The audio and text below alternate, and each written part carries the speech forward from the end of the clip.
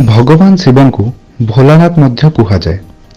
हिंदू धर्म रे शिवଙ୍କ अलगा महिमा रही। तांको एही महिमा जोगु सारा देश रे अनेक मंदिर निर्माण करा जायछि। देशर अलगा अलगा भागरे निर्माण होइथिबा एही मंदिर रे पूजा पाठ अथवा दर्शन पई भक्तंक वर्ष सारा भीड़ लागी रही थाए। देव देव महादेव खुशी होई भक्तंकु समस्त मनोकामना पूर्ण करती। हिंदू धर्म रे शिवलिंग को पूजा करा जाए, किंतु भारत एपरी एक स्थान रही जेउठी शिवलिंगर पूजा हिंदुंको सह मुसलमान माने मध्य करती। आसंतु जानिबा एही अद्भुत शिवलिंग विषय। उत्तर प्रदेश गोरखपुर जिला ठारू मात्र 25 किलोमीटर दूर रे खजनी नामक एक छोट सहर रही। एही खजनी सहर निकट रे सरिया तिवारी नामक एक गाँ रही।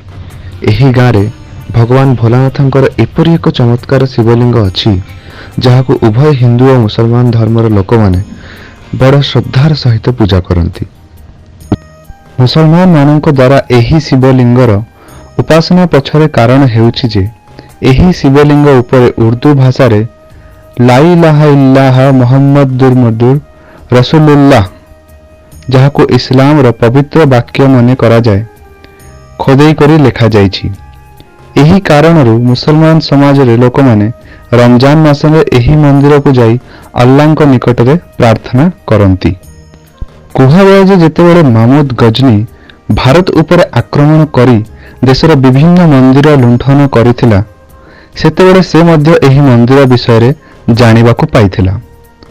एठारे पहुंचिबा परे से मंदिर को ध्वंस करी शिवलिंग को भांगिबाकू चेष्टा मध्य करिथिला, किंतु गजनीर समस्त सैन्य एही शिवलिंग को उच्छेद करिबारे असमर्थ होइथिले। सैन्य माने शिवलिंग को उठाइबा पई जेते गात करुथिले शिवलिंग सेते गभीर को प्रवेश करुथिले। शिवलिंग को उच्छेद करिबारे विफल हेबा परे गजनी एही शिवलिंग उपरे कलमा खोदेई देइथिले। महमूद गजनी द्वारा एही चमत्कार शिवलिंग उपरे खोदेई करिबार एकमात्र उद्देश्य एहा थिला जे हिंदू संप्रदाय लोक माने एही शिवलिंग को आउ पूजा न करि पारु। किंतु आजिर समय रे एही शिवलिंग सांप्रदायिक सौहार्दर एक उदाहरण पाल्टिछि। हिंदुंको सह मुसलमान माने रमजान रे एठारे आसी अल्लाह को उपासना करती। लोक माने विश्वास करती जे एते बड़ स्वयंभू शिवलिंग सारा भारत रे केवल एठारे अछि। शिवंक एही दरबार रे जेउ भी भक्त आसंती से श्रद्धार सहित पूजा करती।